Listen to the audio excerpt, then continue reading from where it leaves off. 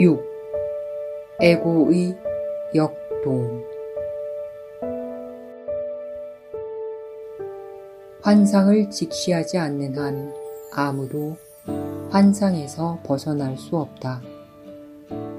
환상을 보지 않는 것이 환상을 보호하는 방법이기 때문이다.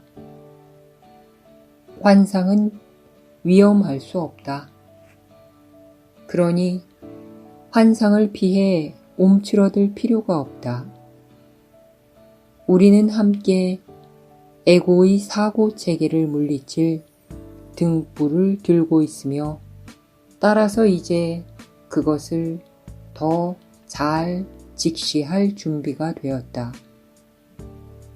그리고 너는 그 사고 체계를 원하지 않는다는 것을 깨닫고 있기에 분명 준비가 되었을 것이다. 우리는 다만 진리를 정직하게 구하고 있을 뿐이다. 그러니 이 일에 아주 차분히 임하자.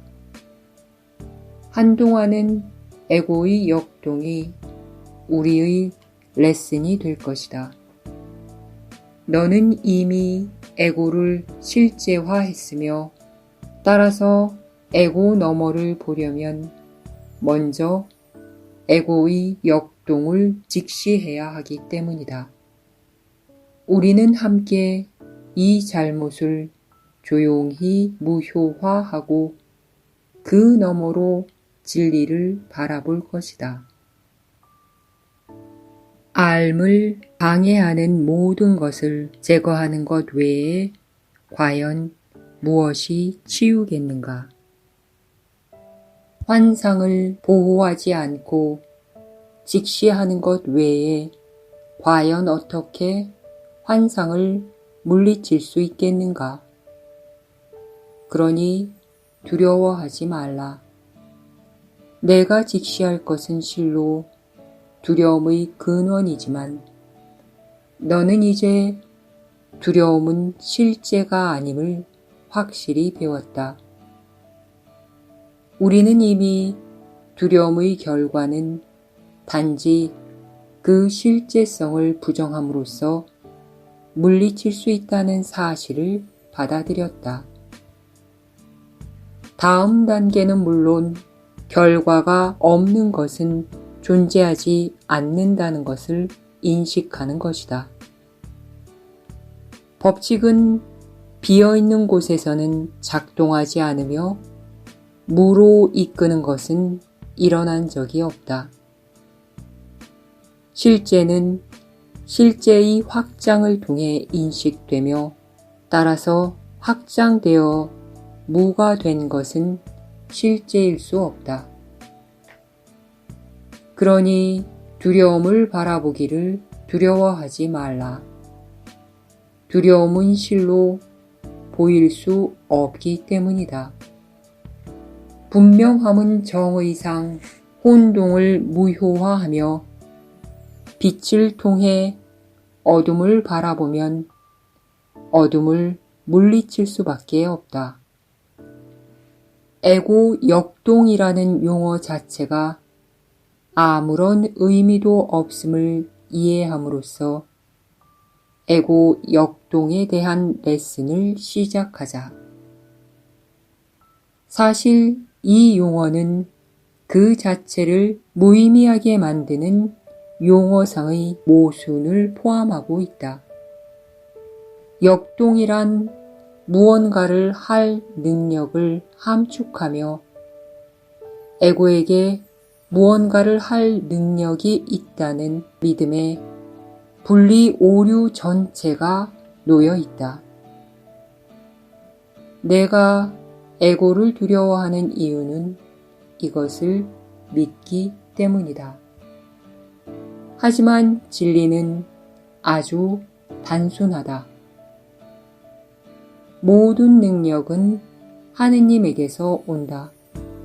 하느님에게서 오지 않는 것은 아무것도 할 능력이 없다.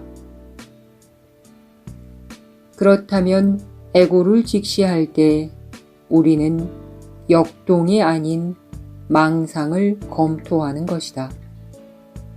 우리는 망상 체계를 전혀 두려움 없이 고찰할 수 있다. 그 근원이 참이 아니라면 그것은 어떤 결과도 낳을 수 없기 때문이다.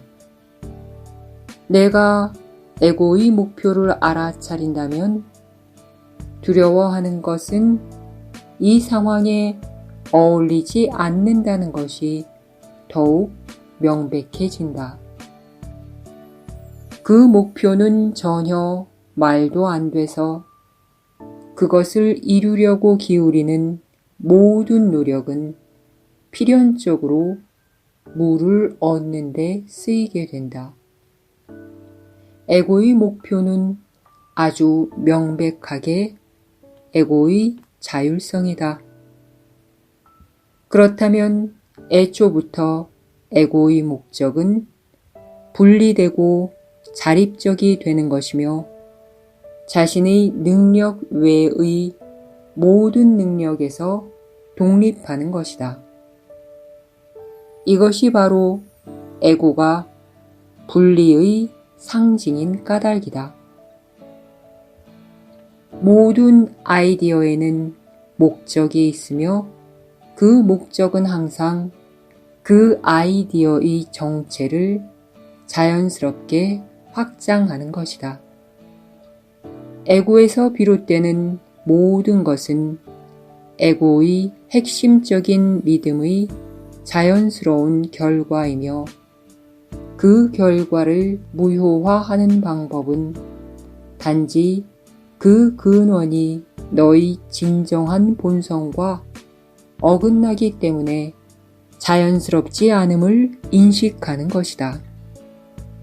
우리는 언젠가 하느님께 맞서 뜻하는 것은 소망적 사고일 뿐 진정으로 뜻을 내는 것은 아니라고 말했다.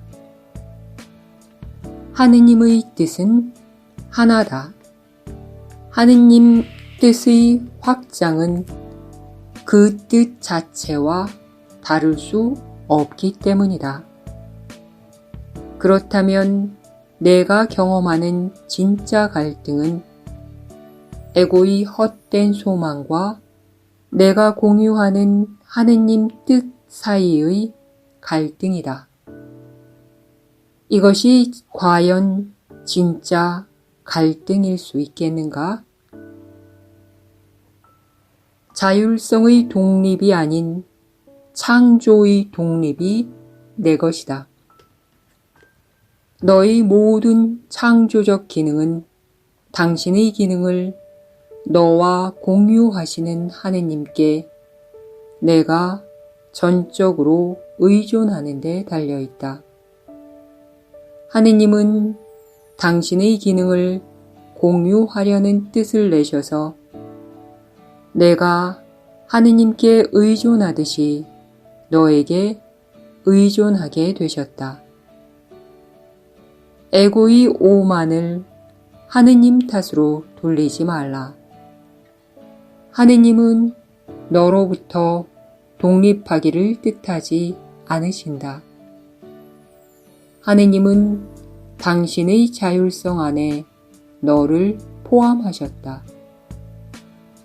너는 과연 하느님과 떨어진 자율성이 의미 있다고 믿을 수 있겠는가? 하느님에 대한 의존 안에 너의 자유가 있건만 너는 에고의 자율성을 믿음으로써 내가 하느님께 의존하고 있다는 앓음을 대가로 치르고 있다. 에고는 모든 의존을 위협적이라고 보며 심지어 하느님을 향한 너의 열망조차 자기 자신을 확립하는 수단으로 왜곡시켰다. 하지만 너의 갈등에 대한 에고의 해석에 속지 말라. 에고는 항상 분리하려고 공격한다. 에고는 자신에게 그럴 능력이 있다고 믿으면서 다른 것은 아무것도 하지 않는다. 에고의 자율성이라는 목표는 실로 다른 아무것도 아니기 때문이다. 에고는 실제에 대해서는 총체적으로 혼동하지만 자신의 목표는 놓치지 않는다. 에고는 자신의 목적을 아주 확신하기에 너보다 훨씬 더 바짝 경계하고 있다. 하지만 너는 너의 목적을 알지 못하기에 정녕 혼동하고 있다. 내가 에고를 두려워한다는 것을 깨닫기를 에고는 결코 원하지 않는다. 너는 이것을 반드시 인식해야 한다. 에고가 두려움을 일으킨다면 에고는 너의 독립성을 감소시키고 너의 능력을 약화시키고 있는 것이기 때문이다. 하지만 너의 충성을 요구하면서 에고가 내세우는 유일한 주장은 자신이 너에게 능력을 줄 수 있다는 것이다. 이런 믿음이 없다면 너는 에고에게 전혀 귀 기울이지 않을 것이다. 그러니 내가 에고를 받아들임으로써 자신을 하찮게 만들고 자신에게서 능력을 박탈하고 있음을 깨닫는다면 에고는 계속 존재할 수 없게 된다. 에고는 내가 자신을 거만하고 불신하고 태평하고 거리를 두며 감정적으로 천박하고 냉정하고 무관심하며 심지어 절망적이라고 여기는 것은 허용할 수 있으며 실제로 그렇게 하도록 허용도 하지만 너 자신이 정말로 두려워하고 있다고 여기는 것은 허용하지 않는다. 에고는 두려움을 최소화하되 무효화하지 않으려고 끊임없이 애쓰며 이것은 에고가 아주 재능을 발휘하는 기술이다. 두려움을 통해 분리를 떠받치지 않는 한 에고가 어떻게 분리를 설교할 수 있겠는가? 에고가 바로 이런 짓을 하고 있음을 인식한다면 너는 과연 에고의 말을 귀담아 듣겠는가? 따라서 두려움이 어떤 형식을 취하든 내가 두려움을 어떻게 경험하기를 에고가 원하든 상관없이 너를 하느님과 분리시키는 듯한 것은 오로지 두려움뿐이다. 이것을 내가 인식하는 것이 에고에게는 근본적인 위협이다. 이러한 자각에 의해 자율성이라는 에고의 꿈은 토대까지 흔들린다. 너는 독립이라는 거짓 아이디어에 동의할 수는 있지만 두려움이 그 대가임을 인식한다면 그것을 받아들이지 않을 것이기 때문이다. 하지만 두려움이 바로 그 대가이며 에고는 그것을 축소해 줄 수 없다. 내가 사랑을 보지 않고 지나친다면 너 자신을 보지 않고 지나치는 것이며 그러면 너 자신을 부정한 것이기에 비실제를 두려워할 수밖에 없기 때문이다. 너는 진리를 성공적으로 공격했다고 믿음으로써 공격에 능력이 있다고 믿는다. 그렇다면 아주 단순히 말해 너는 너 자신을 두려워하게 되었다. 자신을 파괴하리라고 믿는 것을 배우려고 뜻하는 자는 아무도 없다. 에고의 자율성이라는 목표가 성취될 수 있다면 하느님의 목적이 무산될 수 있겠지만 이것은 불가능하다. 내가 마침내 가능한 것과 불가능한 것, 거짓된 것과 참된 것을 구분하는 법을 배우려면 먼저 두려움의 정체를 배워야 한다. 에고의 가르침에 따르자면 에고의 목표는 성취될 수 있고 하느님의 목적은 성취될 수 없다. 성령의 가르침에 따르자면 오로지 하느님의 목적만이 성취이며 그것은 이미 성취되었다. 내가 하느님께 의존하듯이 하느님도 너에게 의존하신다. 하느님의 자율성은 너의 자율성을 포괄하기에 너의 자율성 없이는 불완전하기 때문이다.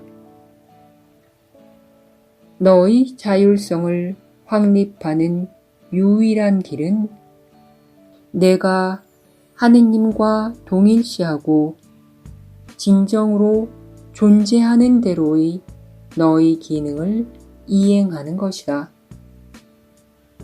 에고는 자신의 목표를 성취하는 것이 행복이라고 믿는다. 하지만 너는 하느님의 기능이 곧 너의 기능이고 너와 하느님의 결합된 뜻을 떠나서는 행복을 찾을 수 없음을 안다. 내가 아주 열심히 수고해온 에고의 목표는 두려움만 일으켰다. 단지 이것만 인식하라. 그러면 두려움이 곧 행복이라고 주장하기가 어려워진다. 두려움으로 유지되는 바로 이것을 에고는 내가 믿기를 바란다. 하지만 하느님의 아들은 정신 이상이 아니기에 그것을 믿을 수 없다. 그가 단지 그것을 인식하기만 한다면 그것을 받아들이지 않을 것이다. 제정신이 아닌 자들만이 사랑 대신 두려움을 선택할 것이며 제정신이 아닌 자들만이 공격으로 사랑을 얻을 수 있다고 믿을 수 있기 때문이다. 하지만 제정신인 자들은 공격만이 두려움을 일으킬 수 있지만 하느님의 사랑은 그들을 두려움에서 완전히 보호한다는 것을 안다. 에고는 분석하지만 성령은 받아들인다. 오로지 받아들임을 통해서만 온전성의 진가를 알아볼 수 있다. 분석하는 것은 곧 분리해내는 것을 의미하기 때문이다.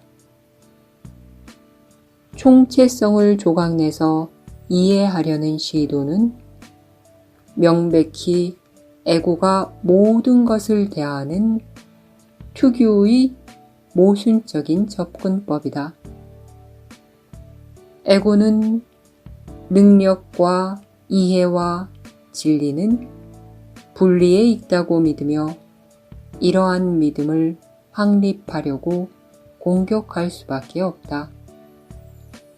이를 결코 잊지 말라. 에고는 그러한 믿음이 전혀 확립될 수 없음을 알지 못하고 분리가 곧 구원이라는 확신에 강박적으로 사로잡혀서 자신이 지각하는 모든 것을 서로 의미 있는 관계가 없는, 따라서 전혀 의미가 없는 작고 단절된 부분들로 쪼갰으로써 공격한다. 에고는 항상 의미를 혼란으로 대체할 것이다. 만약 분리가 구원이라면 조화는 위협이기 때문이다.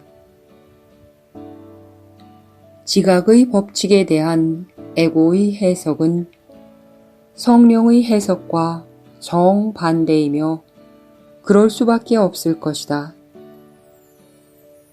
에고는 잘못에 초점을 맞추고 진리를 간과한다.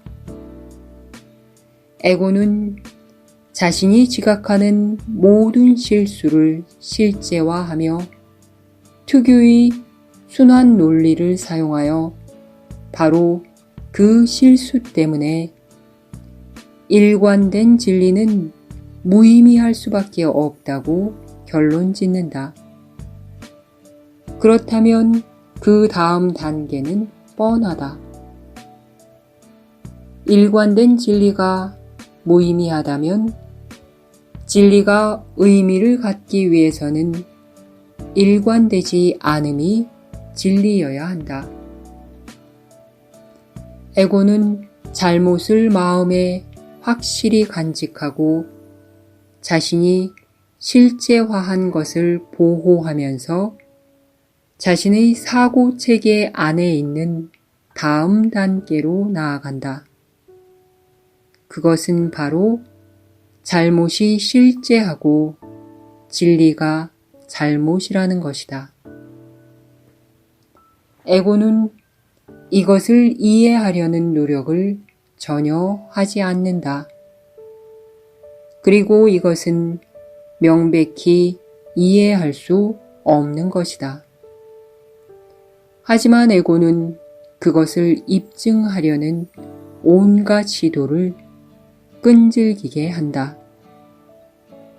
의미를 공격하기 위해 분석하는 에고는 의미를 간과하는 데 성공하여 결국 일련의 조각난 지각들만 남게 된다.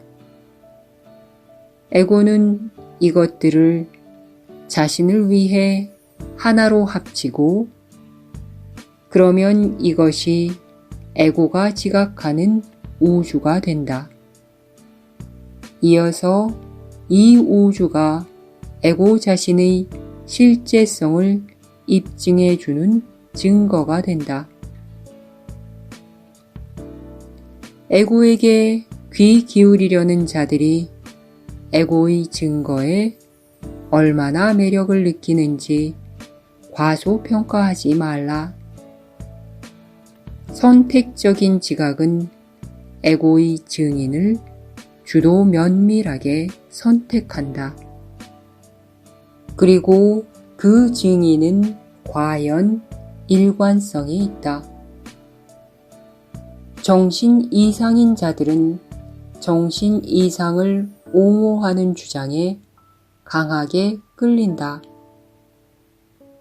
논증은 시작 단계에서 끝나고 어떤 사고 체계도 그 근원을 넘어설 수 없기 때문이다.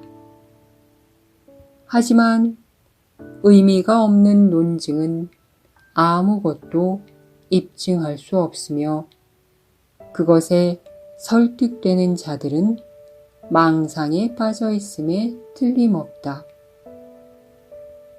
진리를 간과하는 에고가 과연 진실하게 가르칠 수 있겠는가? 과연 에고가 스스로 부정한 것을 지각할 수 있겠는가? 에고의 증인은 에고가 부정한다는 사실은 입증하겠지만 에고가 부정한 대상을 입증할 리는 없다. 에고는 아버지를 똑바로 쳐다보고도 알아보지 못하니 에고는 아버지의 아들을 부정했기 때문이다. 너는 아버지를 기억하고 싶은가? 그렇다면 그의 아들을 받아들여라. 그러면 반드시 아버지를 기억하게 될 것이다. 그의 아들이 가치 없다고 입증할 수 있는 것은 아무것도 없다. 거짓말을 참이라고 증명할 수 있는 것은 아무것도 없기 때문이다. 내가 에고의 눈을 통해 하느님의 아들에게서 보는 것은 하느님의 아들이 존재하지 않는다는 증거이지만 아들이 있는 곳에는 아버지도 틀림없이 계신다. 하느님이 부정하지 않으시는 것을 받아들여라. 그러면 하느님은 그것이 진리임을 입증해 주실 것이다. 하느님을 위한 증인들은 그의 빛 속에 서서 그가 창조하신 것을 바라본다.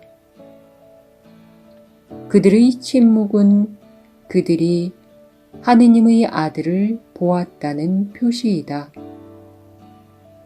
그리고 그리스도의 현존 안에서 그들은 아무것도 입증할 필요가 없다. 그리스도가 그들에게 그리스도 자신과 그의 아버지에 대해 말해주기 때문이다. 그리스도가 그들에게 말하기에 그들은 조용하다. 그리고 그들이 말하는 것은 바로 그리스도의 말이다. 내가 형제 안에서 무엇을 지각하느냐에 따라 내가 만나는 모든 형제는 그리스도를 위한 증인이 되거나 에고를 위한 증인이 된다.